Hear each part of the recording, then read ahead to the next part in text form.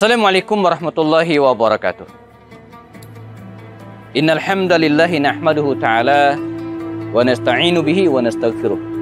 Asyhadu an la ilaha illallah, asyhadu anna Muhammadan abduhu wa rasuluh. Allahumma shalli ala hadzal nabiyil karim wa ala alihi wa sahbihi ajmain. Sesungguhnya para sahabat Nabi sallallahu alaihi wasallam merupakan orang-orang yang memberikan cermin kepada kita dalam banyak sisi. Ada di antara mereka yang mengajari kepada kita bagaimana tentang membangun ketaatan kepada Allah Subhanahu wa taala dan Rasul-Nya. Di antara mereka mengajarkan kepada kita bagaimana beribadah semaksimal mungkin, puasa, baca Quran, dan mungkin juga bersedekah. Nah, ada juga di antara sahabat Nabi yang kita belajar tentang sebuah keteguhan dalam memegang prinsip, memegang rahasia, sampai kemudian nafasnya terhenti, dia tetap memegang rahasia tersebut. Sahibu sirri Rasulillah, inilah tokoh yang akan kita bahas pada kesempatan kali ini di antara serial orang-orang mulia di sekitar Rasulullah Sallallahu Alaihi Wasallam. Iya, Hudzaifah Ibnul Yaman, seorang sahabat Nabi yang digelari dengan memegang rahasia Rasulullah SAW. Mengapa demikian? Bermula dari kisah ketika terjadi perang Khandaq di tahun ke-5 Hijriah di bulan Syawal, saat pasukan Ahzab 10.000 tentara mengepung Madinah, dan atas usul Salman Al-Farisi kemudian baginda Rasul membenting Madinah bagian utara, bagian utara kota Madinah dengan parit, dan karenanya perang ini juga disebut dengan perang parit atau perang Khandaq.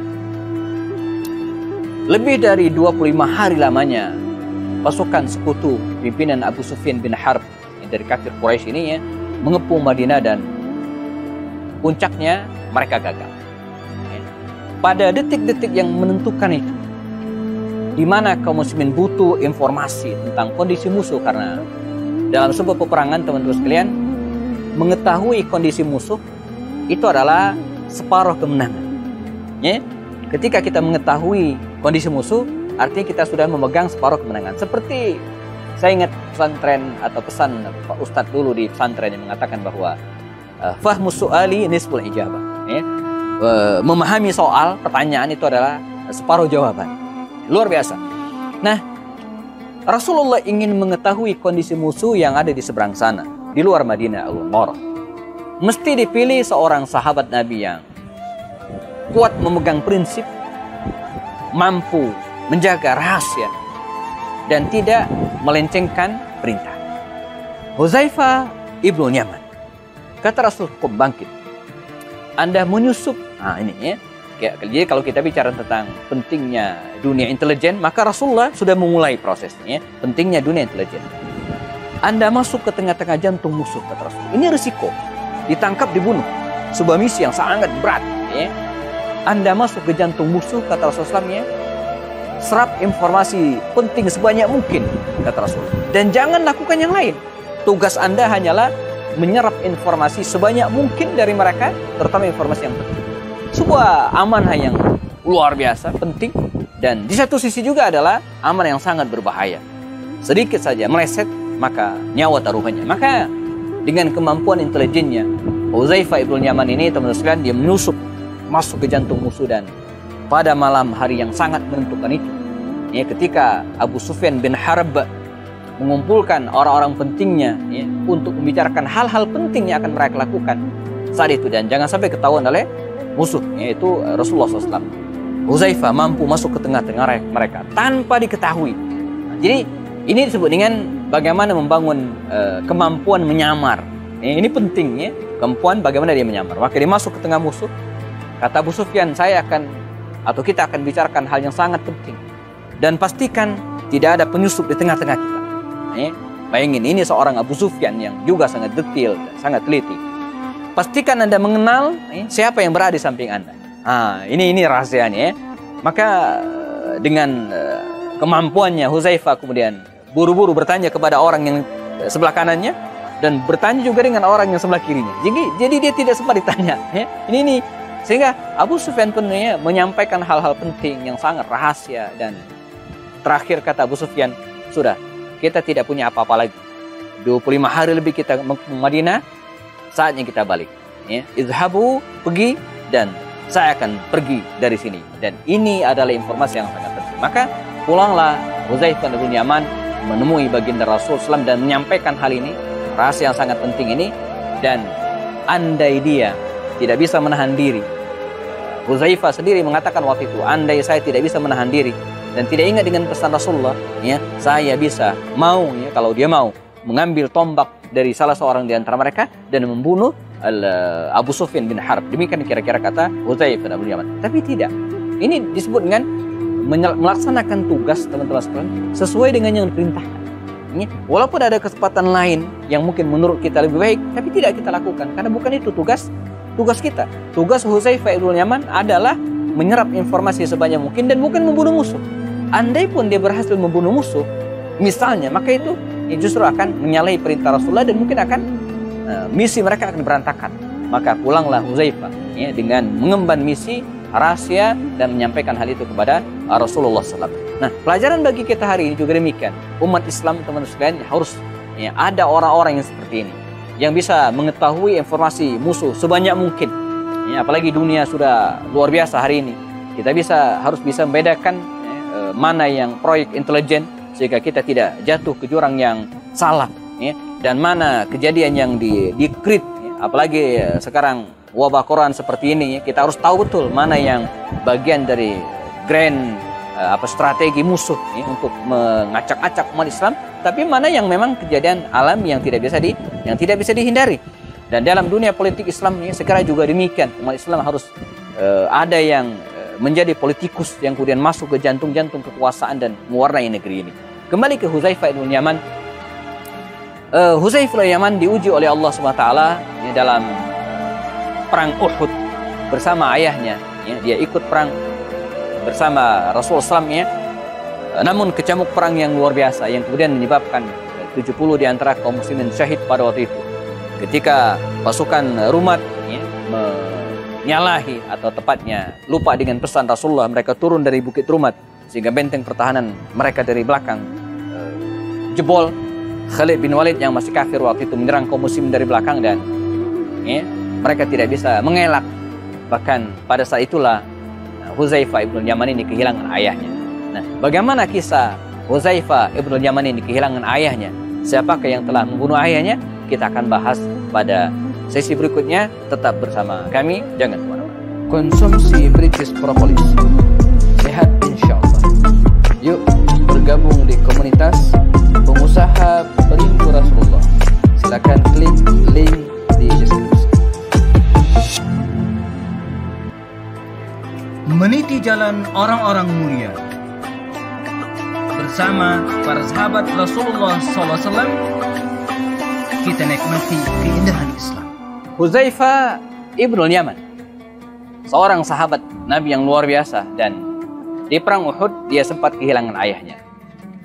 Yang sedikit membuat sesak dan kemudian sebagai manusia kecewa adalah ayahnya ini, teman-teman sekalian, terbunuh di tangan kaum muslim.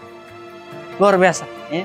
Karena carut marut peperangan yang tidak bisa diprediksi. Mereka tidak akan menyangka kondisi tersebut. Mereka ada yang lari kalang kabut, menebaskan pedang tanpa arah, dan mereka tidak sadar telah membunuh teman mereka sendiri, yaitu ayah dari Hudzaifah ibn Yaman. Nah, usai peperangan, ya, Rasulullah kemudian mendatangi Hudzaifah, dan dalam hukum Islam bahwa salah bunuh ini tidak dibunuh juga, tidak berlaku hukum qisas. Artinya al-qatlu bil qatli, membunuh dengan membunuh itu kalau membunuh sengaja. Ini kan tidak sengaja. Jadi kaum muslimin tidak sengaja membunuh ayahnya Hudzaifah ini. Namun dia tetap diberikan sanksi. Apa itu? Membayar diat, ya, 100 ekor unta. Maka kata Rasulullah, ya Hudzaifah, kami akan menyiapkan bagi anda dan keluarga 100 ekor unta lantaran ayah anda terbunuh dalam perang Uhud ini tanpa sengaja oleh kaum muslimin. Kata Hudzaifah bin Yaman, tidak perlu, ya Rasulullah. Saya sudah memaafkan, ya, para sahabat. Saya sudah memaafkan mereka. Sikap yang luar biasa. walaupun dia kecewa ayahnya terbunuh, tapi kemudian dia memaafkan. Dan ini ajaran Islam yang luar biasa. Karena kalau kita bicara tentang hukuman membunuh, ya, yang kemudian dianggap kejam, dianggap sadis dalam Islam, ya tidak. Karena tidak semua orang yang membunuh harus dibunuh lagi, tidak. Ya, ada yang bayar diat saja, bahkan bisa jadi dia dimaafkan sama sekali lantaran ketidaksengajaan atau karena faktor lainnya. Hudzaifah ibn Yaman diberikan usia yang panjang oleh Allah SWT bersama ya Rasulullah dalam semua peperangan. Ya. Dan kemudian ketika Rasulullah meninggal dunia, maka dia juga membersamai Abu Bakar Siddiq radhiyallahu anhu dan tetap dengan prinsipnya. Dan ada satu hal menarik, ya, pesan Rasulullah kepada Hudzaifah ini, bahwa Rasulullah pernah memberikan catatan orang-orang munafik yang ada pada waktu itu. Kata Rasulullah kira-kira maknanya, ya Hudzaifah, ini catatan orang-orang munafik. Tapi ingat, jangan pernah bocor kepada siapapun. Jadi jangan pernah bocor. Hudzaifah memegang penting rahasia ini. Dia sebagai sahibus sirri Rasulullah, memegang rahasia Rasulullah.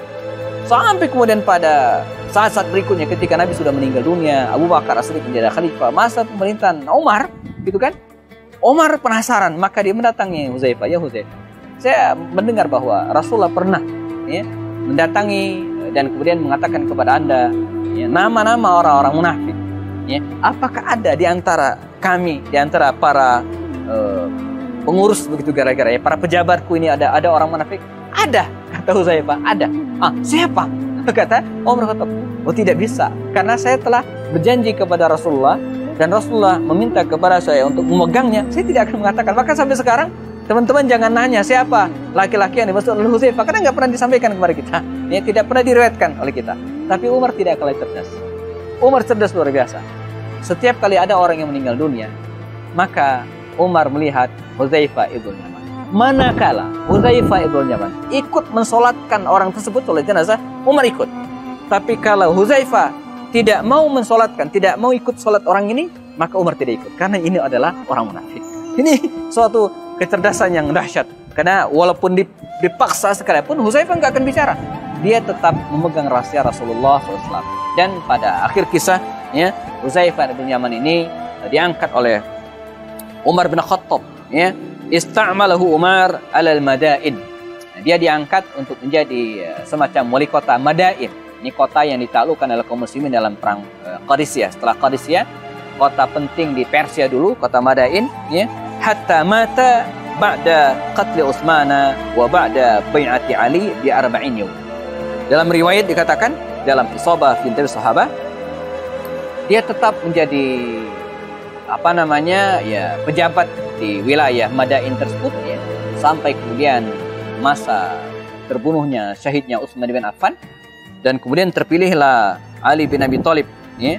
40 hari kemudian setelah Ali bin Abi Thalib menjadi khalifah, Hudzaifah ibn Yaman meninggal dunia, ya.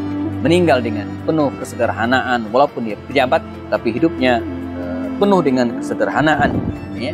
Dan selain itu juga, atau kendati demikian, dia tetap ikut beberapa peperangan di masa Abu Bakar, di masa Umar, di masa pemerintahan Utsman bin Affan radhiyallahu anhu.